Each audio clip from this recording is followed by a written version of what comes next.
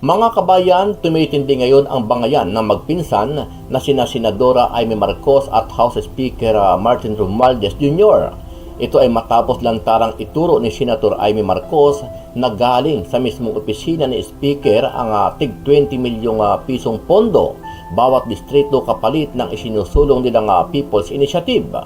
Definitely, yung opisina niya ang nag-alok ng 20 million kada distrito.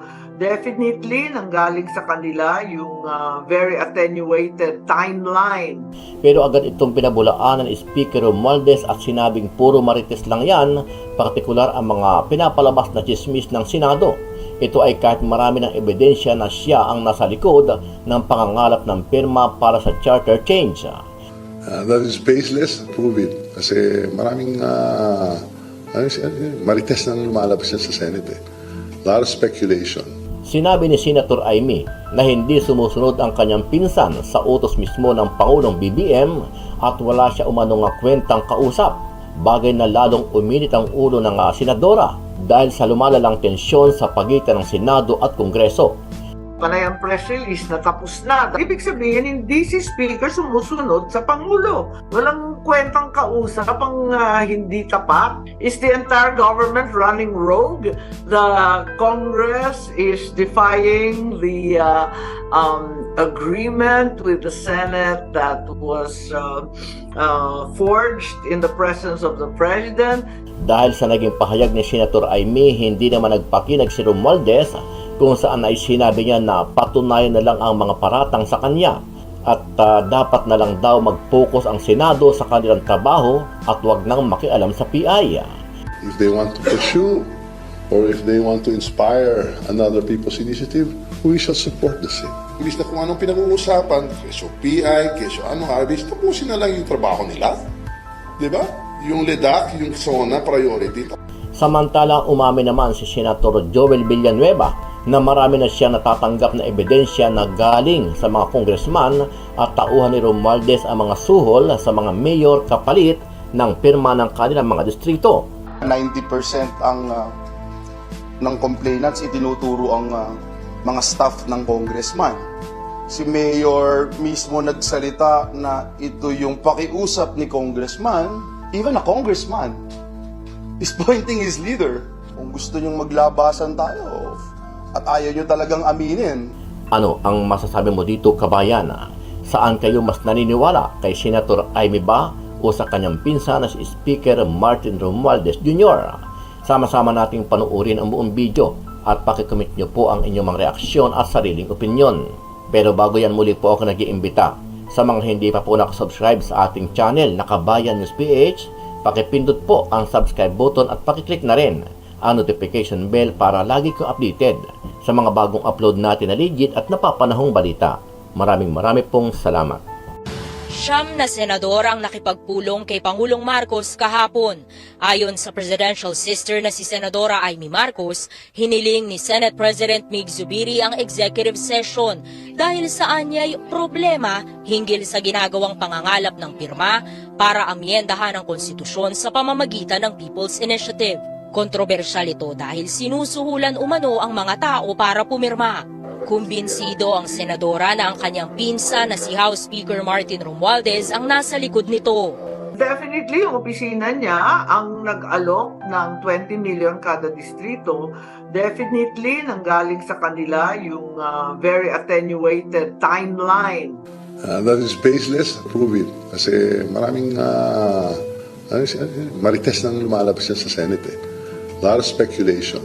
Libo-libong reklamo na raw ang natanggap ng opisina ni Senate Majority Leader Joel Villanueva at may nakalap na rin daw siyang ebidensya, kabilang na ang audio recording ng 4 na kongresista na umaming sa Kamara mismo galing ang People's Initiative.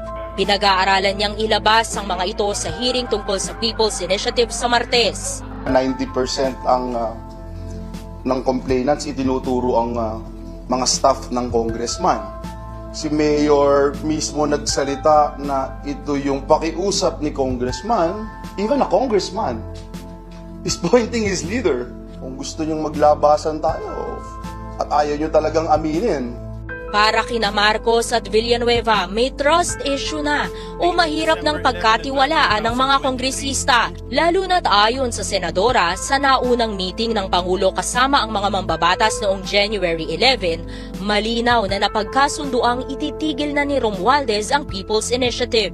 Panay ang press release na tapos na. Ibig sabihin, hindi si Speaker sumusunod sa Pangulo. Walang kwentang kausap ang hindi tapat. Is the entire government running rogue?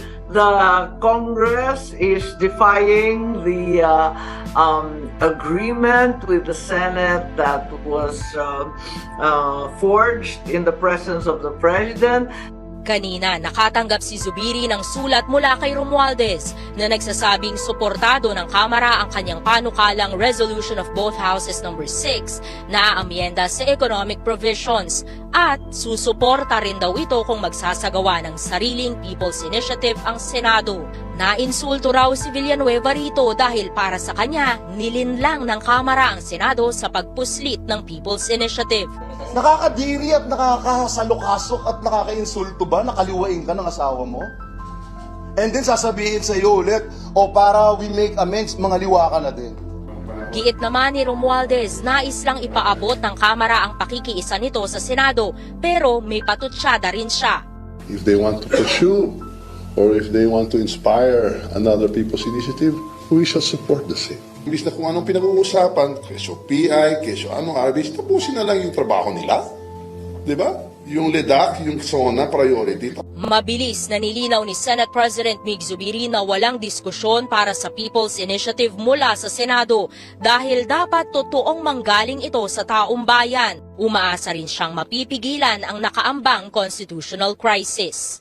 Hinamo naman ni Speaker Martin Romualdez ang pinsang si Senator Amy Marcos na patunayan ng aligasyon nito laban sa kanya.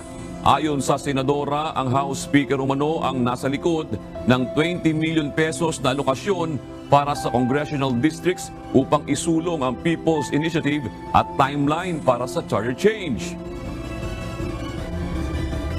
Spaces, siguro, kausapin mo na siya. Nagmamanifest siguro, nakikinig sa mga mariter. Like, approve it and, she has proper means and ways to go to whatever form or to the formula that's approving. Kasi maraming manifest ng tumanang sa Senate. Nagpasaring naman si Speaker Romualdez sa Senado dahil sa panghihimasok sa People's Initiative na anyay hangad ng taong bayan. Dagdag pa nito, dapat trabaho ang intindihin ng mga mambabatas sa mataas na kapulungan ng Kongreso. Tapos na lahat ng assignments natin. Yung senador hindi pa tapos. Tapusin na yung trabaho. Naghihintay na ang mga dito. Huwag mo na may libis natin sa PI. Wala tayong pakiram sa PI. Yung PI, trabaho na yan na taong bayan.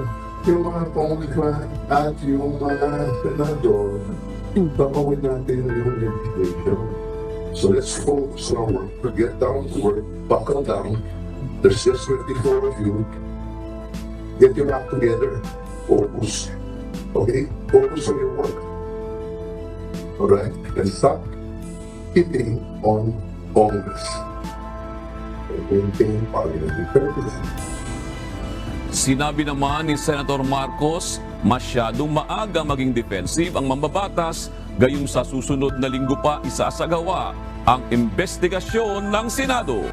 Napakaraming text, napakaraming utos, napakaraming form, lahat ng galing sa kanila. Yung schedule, yung timeline, yung form, clearly derives from the Speaker's office. Nakakatawa kasi pati ako pinadalhan. Siguro sa 100 kong taon sa Congress, akala nila nandun pa rin ako, nasa listahan pa rin ako. Pinapadalan ako, kumpleto pa yung mga pangalan ng kanyang mga assistant, si Attorney Ek at yung isang staff member. Maliwanag naman kung saan galing. How grave of an offense is that kapag yung speaker mismo yung behind ng ganitong mga gawain, and what should be done po, ma'am? Yan ang kailangan hatulan, pero ang kinatatakutan ko, may matapang ba talaga na magsasalita? Kaya eto nga, pinaghahandaan natin ang hearing, pero sa kabila nun, sa dinami-dami ng testigo, may magsasalita ba kung sino nag-utos? Ma'am, sabi niyo yung forms and skids about PI malinaw na nanggagaling sa opisina ni Speaker Romualdez. To be sure lang, Mama, you are convinced na si Speaker Romualdez ang nasa likod ng panunuhol para sa pirma? Well, definitely, yung opisina niya ang nag-alok ng 20 million kada distrito. Definitely, nanggaling sa kanila yung very attenuated timeline na July 9 o July 9 ba yun? Tapos na ang lahat. At ibibigay na ng buong-buo itong economic provisions, etc. So, definitely, that derived from his office with very clear numbers identifying the staff members and attorneys involved.